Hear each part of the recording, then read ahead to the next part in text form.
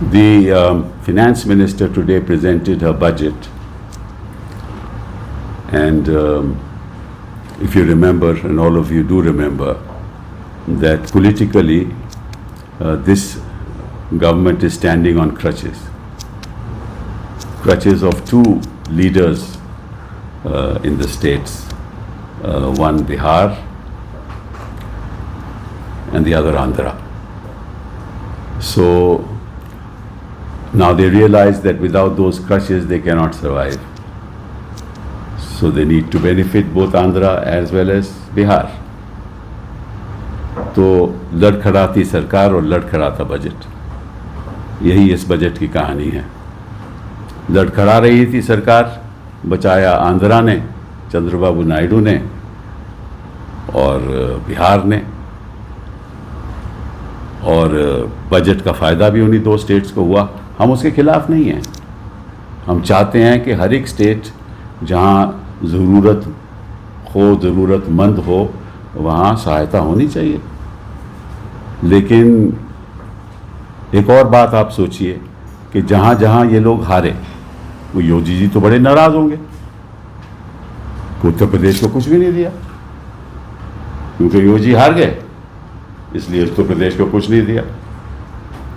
और जहाँ जहाँ अभी चुनाव होने वाले हैं वहाँ भी कुछ नहीं मिला। अब हरियाणा में चुनाव होने वाला है, कुछ नहीं। झारखंड में चुनाव होने वाला है, कुछ नहीं। महाराष्ट्र में चुनाव होने वाला है, कुछ नहीं। क्या इनको कोई दुश्मनी है महाराष्ट्र से? इनकी तो अपनी सरकार है, क्योंकि ये जानते हैं कि अगर बिहार के लिए कुछ नहीं करेंगे, स्पेशल पैकेज तो इन्होंने दिया नहीं, क्योंकि उनके पास साधन ही नहीं है। और जो 26 लाख करोड़ की ये बात करते हैं वो तो 5 साल में दिया जाएगा, और उसमें कितनी और स्कीम्स ऑलरेडी उसमें शामिल हैं ये तो बाद में पता चलेगा। और जहां मतलब के रोज के रोज पुल गिर रहे हैं, पहले वो पुल तो कायम करें। और आंध्र प्रदेश में आपको मालूम है मिला तो केवल 15 लाख करोड़ ही आंध्र प्रदेश का, ज़्यादा नहीं मिला इस समय। लेकिन कहने का मतलब यह है कि सरासर पहली बार मैंने सुना कि प्रधानमंत्री वित्त मंत्री जी बजट की शुरुआत स्टेट से कर रहे हैं।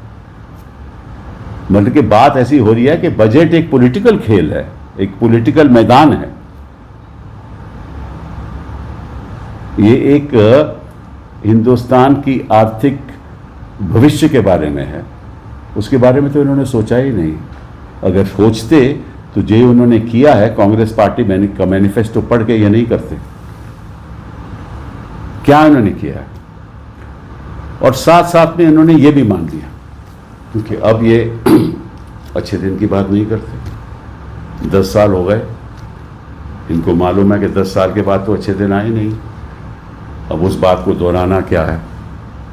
ये मान गए कि जो किसान हैं उनके लिए उनको राहत चाहिए, ये मान चुके हैं।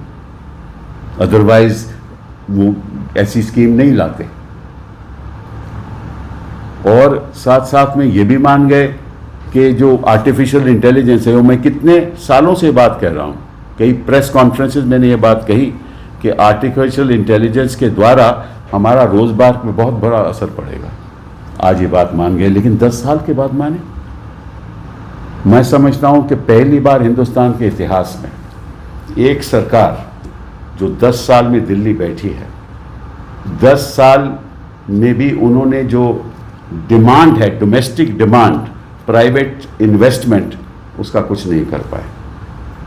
पिछले 10 साल में इनको मालूम है कि आर्थिक स्थिति हिंदुस्तान की बदतर से बदतर हो रही है, कोई प्राइवेट सेक्टर इन्वेस्टमेंट करने वाला नहीं है, और इसलिए ये पब्लिक सेक्टर इन्वेस्टमेंट करते हैं ताकि लोगों को थोड़ा बहुत रोज़गार मिले। इसलिए ये इंफ्रास्ट्रक्चर पे इन्वेस्टमेंट करते हैं, इसलिए ये राहत देते हैं, पैसा देते हैं, लोगों को पैसा देते हैं। लोगों को कहते हैं आपके घर में, आपके अकाउंट में इतना पैसा पहुंच जाएगा, इतना पैसा पहुंच जाएगा। अरे उनको पैसे की क्या ज़रूरत है अगर वो अपने पैरों पे खड़े हो सकें? सरकार की जिम्मेदारी क्या होती है कि हर नागरिक को अपने पैरों पे खड़े होने की अहमियत होनी चाहिए, जिसको हम कहते हैं एम्पावरमेंट। और एम्पावरमेंट तभी होगा जब उनको आप साधन दोगे। तो मान गए ये किसान को हमने कुछ नहीं कर पाए, हमारे किसान के लिए 10 साल हो गए। साथ में ये भी मान लिया कि बेरोजगारी हम उसको ख़त्म नहीं कर पाए। पहले तो मानते नहीं थे, कह रहे थे जो हमने कई करोड़ जॉब क्रिएट कर रहे हैं, आज मान गए। अप्रेंटिसशिप स्कीम जो कांग्रेस पार्टी ने अपनी दी थी उसको इन्होंने लागू कर दिया, जो भी सुझाव दिया था वो लागू कर दिया। प्रोडक्शन इंसेंटिव स्कीम वो भी ये लागू कर रहे हैं। मतलब कि इनको सरकार चलानी आती ही नहीं। अगर चलानी नहीं आती, 10 साल आप यहाँ सरकार में रह के आपकी जनता के साथ आप कुछ नहीं कर पाए, उनके लिए कुछ नहीं कर पाए, तो आप बैठे क्यों हो? किसी और को चलाने दो, क्योंकि हमें मालूम है कि कौन चला सकता है सरकार और कौन नहीं चलाता। ये जनता को भी मालूम हो गया कि ये सरकार नहीं चला सकती, और ये हारने वाले हैं पिछले अगले 3 प्रदेशों में। झारखंड में भी हारेंगे, महाराष्ट्र में भी हारेंगे और हरियाणा में भी हारेंगे। और किसानों के प्रति इनकी कोई हमदर्दी नहीं है। आपको याद होगा ये कहते थे कि कॉस्ट प्लस 2 कहते थे ना, क्या हुआ? आज के दिन वो भी नहीं कर पाए। ये कहते थे 2 करोड़ जॉब हम हर साल क्रिएट करते हैं, आज मान गए। और आज भी कह रहे हैं कि 2 करोड़ जॉब हम अब क्रिएट करेंगे। पिछले 10 साल में अब क्या कर रहे थे? इनका दृष्टिकोण केवल एक है कि जो आपकी स्टॉक मार्केट है उसमें से अपने लोग पैसा बनाएं, इनके अपने लोग पैसा बनाएं। और स्टॉक मार्केट में भी गिरावट आ गई आज, क्यों? इन्होंने लॉन्ग टर्म जो कैपिटल गेन्स है उस पर थोड़ा सा स्तर टैक्स का बढ़ा दिया, 10 से 12.5% कर दिया। शॉर्ट टर्म कैपिटल गेन में भी थोड़ा बढ़ा दिया, पर उसका कोई फर्क नहीं पड़ता, क्योंकि मैं जो टैक्स देता हूं मैं तो लगभग 33%, 30% से ज़्यादा देता हूं अपनी कमा कर। और जो स्टॉक मार्केट जो इनके लोग बचे हुए हैं वो अपना पैसा करोड़ों रुपया बनाते हैं और उनको क्या टैक्स दिया पड़ जाता है? 12.5%। तो क्या फ़ायदा हुआ? फ़ायदा तो आज भी उनको हो रहा है।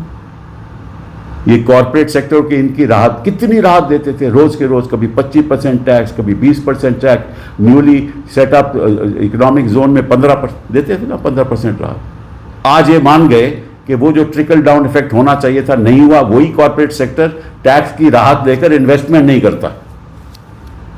आज ये बात मान गए कि वो इन्वेस्टमेंट नहीं करता, इसलिए प्राइवेट सेक्टर इन्वेस्टमेंट के लिए उन्होंने अब ये कहा है कि किसी तरीके से हम कहेंगे कि जो भी EPFO है उसमें जो भी कोई रजिस्टर करेगा उसके पहले महीने की सैलरी हम देंगे।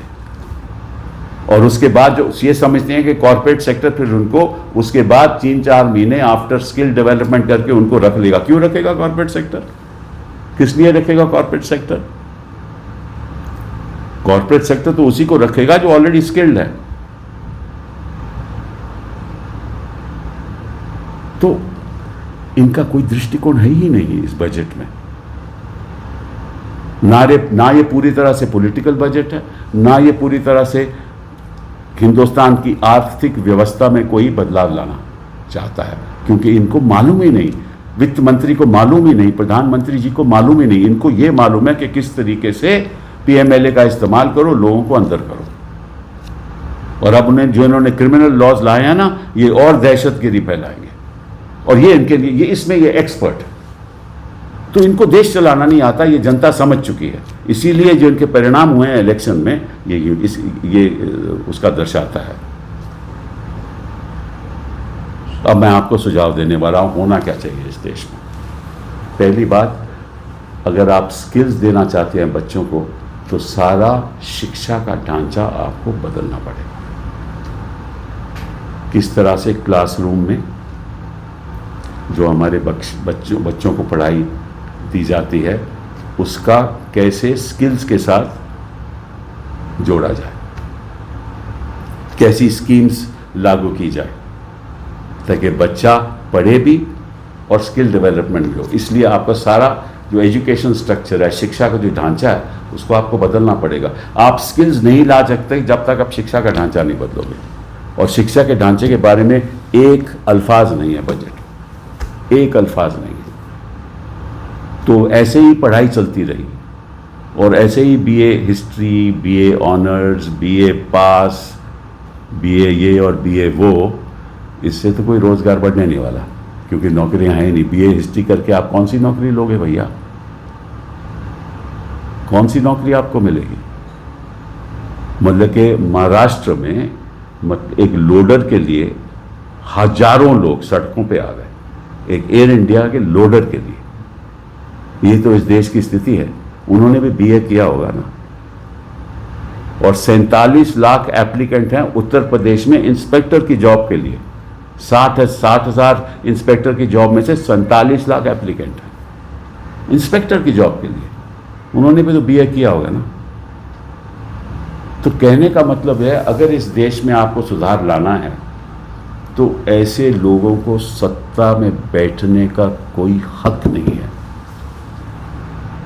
इस देश में जनता समझ चुकी है, और जितनी जल्दी ये समझ जाएं कि जनता समझ चुकी है, उतना ही जल्दी बेहतर होगा और देश के हित के लिए होगा। इनको खुद ब खुद इस्तीफा देना चाहिए और कहना चाहिए हमारे बस का नहीं है, क्योंकि वाकई में इनके बस का नहीं है। सर, प्रधानमंत्री ने